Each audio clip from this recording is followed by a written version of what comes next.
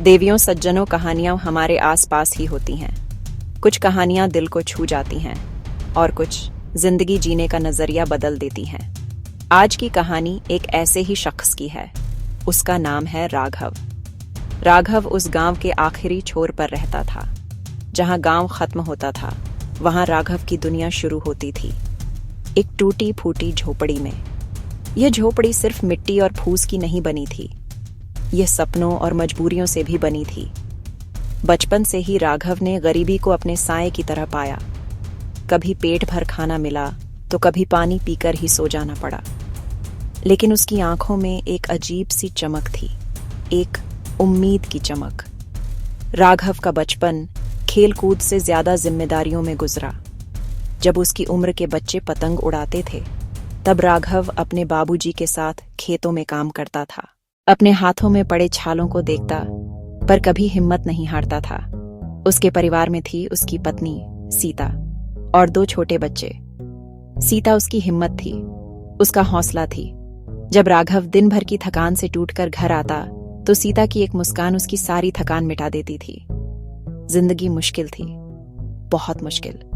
हर दिन एक नया संघर्ष था, एक नया इम्तिहान था। हर सुबह राघव एक नई उम्मीद के साथ उठता था। उम्मीद कि आज का दिन बेहतर होगा, उम्मीद कि आज बच्चों को पेट भर खाना मिलेगा। वो दिन भर मजदूरी करता, कभी किसी के खेत में तो कभी शहर में बोझ उठाता। जो भी थोड़े बहुत पैसे मिलते, उससे घर का चूल्हा जलता था। पर कहते हैं ना, वक्त हर बार आपका साथ नहीं देता। एक साल गांव में सूखा पड़ा। बारिश की एक बूंद के लिए आंखें तरस गईं। खेत सूख गए और गांव में काम बिल्कुल खत्म हो गया। राघव के लिए यह एक बहुत बड़ी चुनौती थी, पर वो हार मानने वालों में से नहीं था। सोच में डूबा राघव अक्सर रात भर जागता रहता। क्या कल खाना मिलेगा बाबूजी? मैं अब और मजदूरी नहीं करूंगा, मैं अपना काम शुरू करूंगा। सीता ने पूछा, कौन सा काम?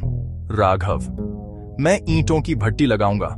हम अपनी किस्मत खुद लिखेंगे सीता, हम अपनी ईंटें खुद बनाएंगे। यह एक सपना था, एक ऐसा सपना जिसे देखने की हिम्मत शायद ही किसी में थी। देवियों और सज्जनों, सपने देखना आसान होता है, लेकिन उन्हें पूरा करने के लिए लोहे का जिगरा चाहिए। राघव के पास वही था।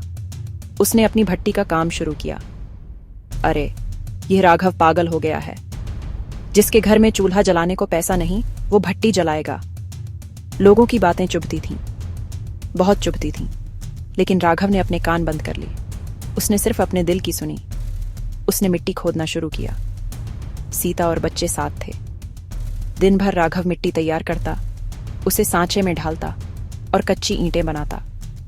सूरज की आग में वो खुद तपता था ताकि उसकी ईंटें पक सकें। वो सुबह से रात तक काम करता। उसके हाथ छिल गए थे, उसका शरीर थक कर चूर हो जाता था, पर उसकी आंखों में उम्मीद की आग कम नहीं हुई।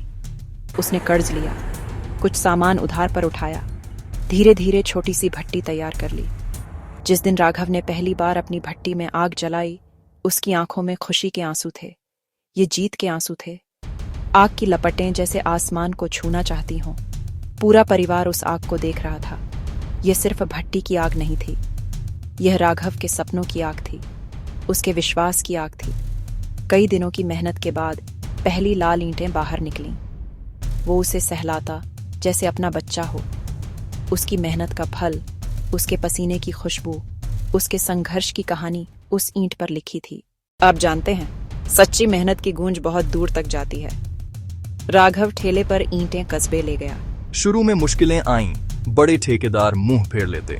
राघव, आप मेरी एक ईंट इस्तेमाल करके देखिए, अगर मजबूत ना निकले तो पैसे मत दीजिएगा। एक छोटे ठेकेदार ने भरोसा किया। जब उसने देखा कि ईंटें शहर की भट्टियों से भी मजबूत हैं, वो दंग रह गया। बस फिर क्या था, बड़ा ऑर्डर। ये राघव की पहली बड़ी कमाई थी।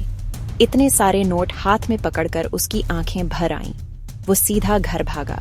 उसने सारे पैसे सीता के हाथों में रख दिए। उस दिन घर में दावत हुई। यह इज्जत की कमाई थी।